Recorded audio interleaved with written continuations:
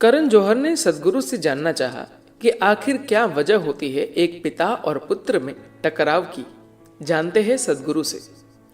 करण जौहर कहते हैं, जब भी हम परिवार की बात करते हैं तो मेरे मन में कुछ सवाल अक्सर उठते हैं जिनका उत्तर मैं आप जैसे इंसान से चाहता हूं। सवाल है कि एक पिता और पुत्र के बीच एक ऑर्गेनिक डिस्टेंस यानी जैविक दूरी क्यों होती है।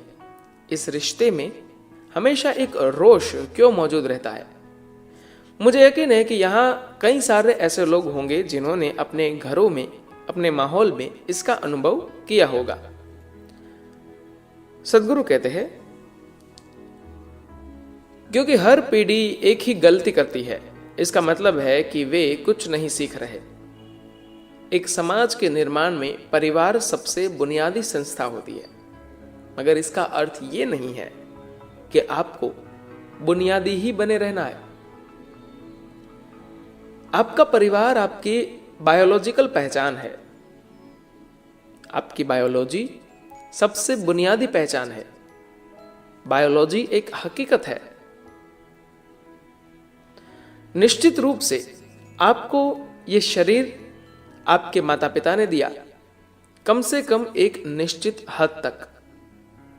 आपका शरीर जैसा है और जैसा दिखता है, यह मुख्य रूप से उनके कारण है। इसी तरह उनके शरीर उन्हें अपने माता पिता से मिले थे, लेकिन जीवन भर खुद को अपनी बायोलॉजिकल पहचान तक सीमित रखना एक अपराध है जिसके कई नतीजे हो सकते हैं।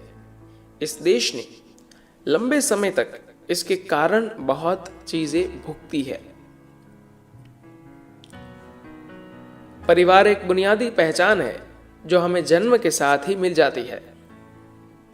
यह पहचान तब तक बहुत अच्छी है जब तक आप बच्चे होते हैं। परिवार के सहयोग के बिना कई रूपों में आज आप वह नहीं होते जो है।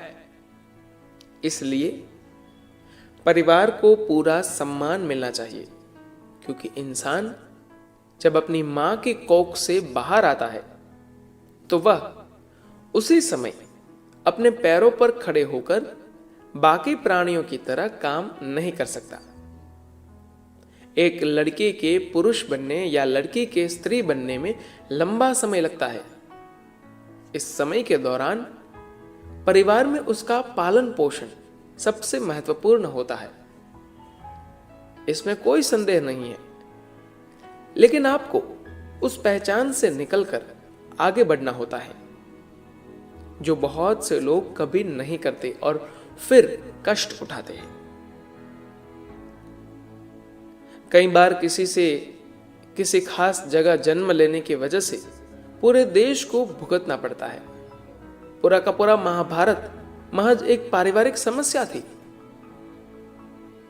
आपने कहा कि हर पिता और पुत्र के बीच किसी तरह का रोष होता है। क्या यह जरूरी है कि यह रोष पिता और पुत्र के बीच में ही हो? यह दरअसल पिता और पुत्र की बात नहीं है। यह बस एक ही घर में रहने वाले दो पुरुषों की बात है।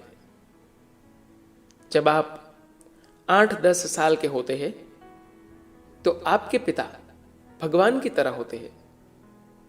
समस्या तब शुरू होती है जब आप 15-16 साल के होते हैं। उस समय आप पुरुष बनना चाहते हैं और इसके लिए स्पेस नहीं होता, क्योंकि आपके पिता ने अधिक स्पेस घेर रखा होता है।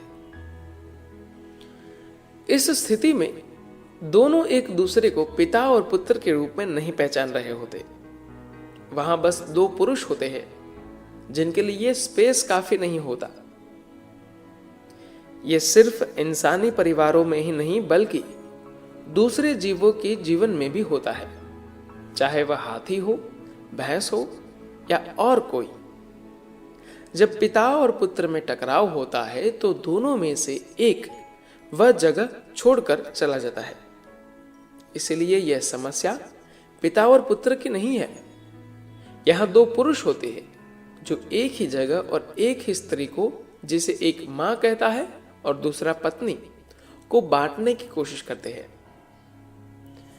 करण जौहर ने कहा, दो पुरुष, फिर तो इस देश का एक बहुत बड़ा भ्रम टूट जाएगा कि समस्या एक घर में दो औरतों के होने की वजह से होती है। आपने इसे बिल्कुल सिर के बल उलट दिया, जो कि मेरे ख्याल से सही भी है। सदगुरु कहते हैं ऐसा औरतों के बीच भी होता है, मगर एक अलग तरीके से। औरतें इसे एक स्त्रियोचित या स्त्री प्रकृति के तरीके से, ढके छिपे तरीके से करती है। मर्दों का तरीका थोड़ा आक्रामक और सिर टकराने वाला होता है। धन्यवाद।